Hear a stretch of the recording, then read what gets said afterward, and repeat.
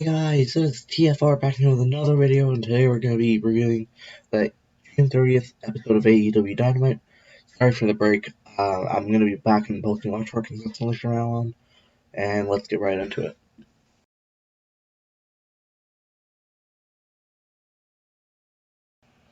So first up, we had Kingston and Pentel Zero Miedo versus the Young Bucks in a tag title eliminator matchup. So if Kingston and Penta win, they would get a match against the Young Bucks the next week on Dynamite for the title, right?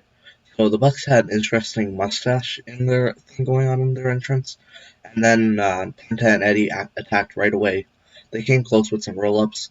They did a Dudley Boys-esque thing, like I'm pretty sure it was called the What's Up, except instead of a headbutt, Penta did a dropkick. The Bucks got in control. Penta made a comeback, and he hit a crossbody. He then made the hot tag to Kingston, who hit a perfect plex for two. And then one of the Jacksons tried interfering, but Kingston suplexed him onto the concrete.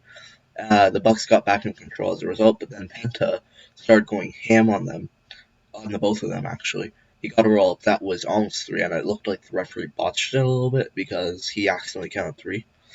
Then Penta and Kingston did a cool thing where Penta super kicked the Jackson into a German from Eddie, and Penta hit a backstabber. The Bucks hit a move where it was a package pile driver foot stomp for like two, I think. The Good Bros distracted the ref so Cutler could go for his cold spray, but it went wrong and it went in Jackson's eyes. Kazarian attacked Cutler. Penta took everyone out, and Penta and Eddie won. So now they'll challenge the Young Bucks for the titles next week. I loved the match. It was 4 out of 5. Amazing way to start off Wednesday Night Dynamite being back to normal. Really liked it. Really entertaining. So I'd say a 4 out of 5. I'm really excited to see the match next week. It's now a street fight, actually. So I'm hyped for that. And yeah.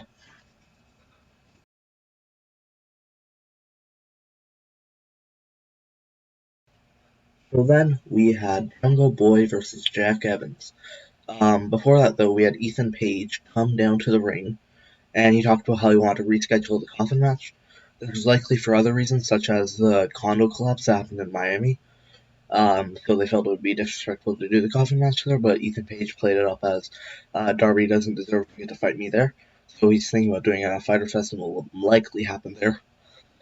Then Sting came down with Darby in a coffin and they attacked. Then we had Jungle Boy versus Jack Evans, so it was rather technical at the start.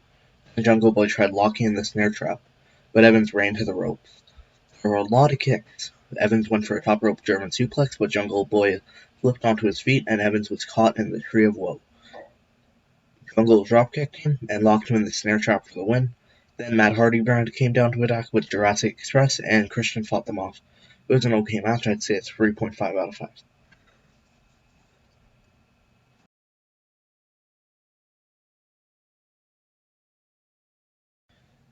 So before we had Kenny Omega speak, we had MJF talk about how Jericho was trying to really get him angry, and next week he will list the stipulations to fight him. And he's also said that he would beat Sammy Guevara tonight. Andrade said Matt Sydal interrupted him last week, so he wants to fight him next week. And he kept on calling him Matt something, so that was sort of funny. Then Kenny Omega was then called down, and he said he had no challengers. The Dark Order came down. Omega said that he could beat Evil Uno any day. But then Uno said, there is someone who could beat you. And Omega said, if you're thinking of who I am thinking of, they don't believe in themselves and they can't beat me. Before he walked away. The person that they were both thinking of was Hangman Adam Page, the person who will likely defeat Kenny Omega for the AEW World Championship within the next 8 months, I'd say. So it was a pretty good segment. I'd say it was a 4 out of 5.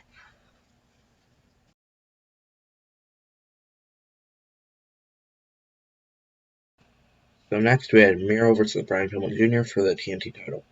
MIRO was dominating Pillman from the beginning. MIRO chopped him a bunch. Pillman broke free, did a springboard dropkick to knock MIRO off the apron, and hit a dive onto MIRO before he superkicked MIRO inside the ring, but MIRO caught the next one and hit the Machka kick, and then another before locking in the game over all the way so it looked like Pillman's spine would break in half, and he did that for the win. It was a decent match, I'd say 3 out of 5, and I believe it's going to be very interesting to see the rest of MIRO's reign as he's had very entertaining matches. Then Hangman barged backstage and got mad with the Dark Order. Stu went face to face with him and told him he knew he wanted the title. And Taz said he had an announcement, which was Starks vs. Cage for the FTW title in a couple weeks from now at, I think, it's Fyter Fest. That's going to be very interesting to see. And yeah.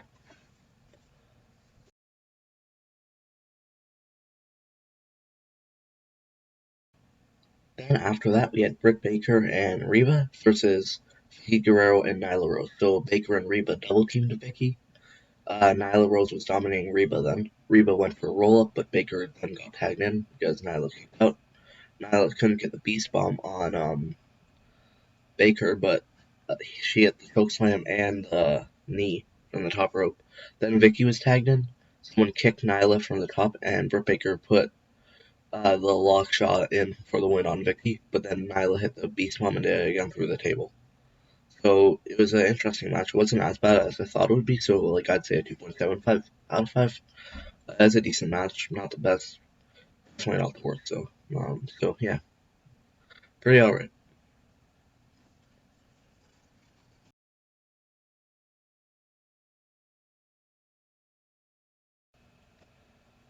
So then after that, we had the main event, which was MJF versus Sammy Guevara. But before that, we had Jake Hager and Proud and Powerful, who said they had no respect for Wardlow even after the fight, and that they will beat Wardlow and Proud and Powerful next week. So now I should get into next week's card. I'm gonna go into my predictions and the outro. So next week's card is Eddie Kingston and Penta versus the Young Bucks in a tag team street fight for the tag titles. Cody versus QT Marshall in a South Beach strap match. Andrade versus Matt Sydal, which is sure to be a great match. Hager and Proud and Powerful with Conan in their corner versus FTR and Wardlow with Tully Blanchard in their corner. Jericho and MJF face to face, where MJF will list his stipulations to face Jericho, and then also Chris Statlander and Cassidy versus the Bunny and the Blade. Magic into the main event of MJF versus Sammy Guevara. So MJF ran out of the ring from the start. Sammy Guevara taunted, and then they locked up. Guevara dropped down, and MJF strutted over him. Basically, sort of just like a thing of Guevara dropped down, and the whole thing of the ropes, running the ropes, but MJF made him fall for it. Then MJF baited him to attempt a drop kick and poked him in the throat. They had some pin reversal combos, like a small package into another small package. MJF offered his hand, and Sammy punched him in the face. He went for the 630 senton, and MJF really just rolled out of the ring, basically just doing everything. So you know how when you're watching a steel cage match, you'll be like, "Why are you taking so long to get out of the cage?" Because of the whole thing. Well, that's what he was doing. He was just breaking all the things that wrestlers do when they shouldn't be falling for them anymore. And then Guevara chased him into the ring, hit a springboard cutter, and went for a roll up for two. But then MJF swept Guevara's leg and threw him into the barricade. When we went back from commercial, Guevara got trapped in the ring skirt, going for a baseball slide. Then on the inside, Guevara went for a Hurricanrana, which MJF reversed into a powerbomb. This was just insane. But then after that, Sammy hit a middle rope Spanish fly. Then after that, Sammy jumped into the crowd onto MJF, threw him into the ring, and then when Sammy was on the top rope, MJF pulled it and hit a middle rope tombstone pile driver for two. It was a tombstone pile driver, top and middle rope. You usually get a 3 count with that, even without it. That was insane, man. Then MJF couldn't hit his what's called. He couldn't hit one of his moves because his knee was hurt. Guevara got a small package for two. Um, and when he went for the Heat Seeker again, MJF went for the Heat Seeker again. Guevara shoved him onto his knees, and then Guevara hit a G2H. But MJF's foot was on the rope because Guevara got so excited to go for the pin. Before Guevara went for the 630 senton, and MJF begged him not to, but he did. Then Shawn Spears walked out, and Jericho went to attack him, but Wardlow attacked Jericho from behind and threw him off the stage. And when the ref was distracted, Spears hit Guevara with a chair. MJF barely got the one arm over him for the win. And then we saw a video package reminiscing on the Daily Place era of AEW. I love the Guevara and MJF match. I'd rate it 4.7, 4.8 out of 5. I get that this is weird. I'm doing all these weird new decimals, but that's the truth of the matter. It was so good. It was amazing. I loved the match, man. It was so good, and I'm excited that these two are going to be the future of AEW. And so, yeah, 4.8 out of 5. So that is all, folks. It was a really good episode of Dynamite. I really liked it. Really entertaining to watch.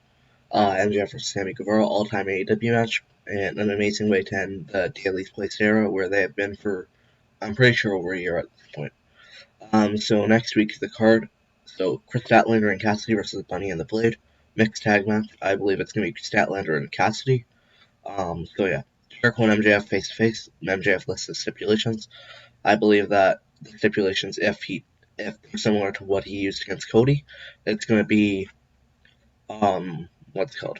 Jericho has to beat Wardlow or Shawn Spears, and, probably something like, Jericho has to, like,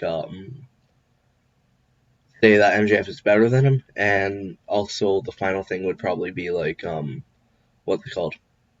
That MJF gets to pick the stipulation. Then we're also going to get Hager and Proud and Powerful with Conan versus FTR and Wardlow. I believe that they're going to have Hager and Proud and Powerful win. Basically, just because they're probably not going to have a lot of faces lose. That's my thinking. Andrade versus Matt Sydal. I believe Andrade will win this as his AEW debut. So I believe it's going to be Andrade winning, but it's going to be a great match regardless. Cody and QT Marshall. I'm assuming they're going to end this feud at this point with this, so I'm assuming it's going to be Cody. And then Eddie Kingston and Penta versus the Young Bucks. I don't see Eddie Kingston and Penta winning, as the Young Bucks are in the middle of a great reign, and Penta, I'm pretty sure his contract expires in 2 months.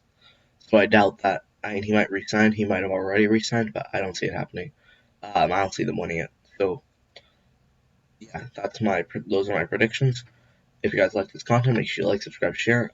I'm going to be posting a lot more consistently from here on out. So have a great day. Peace.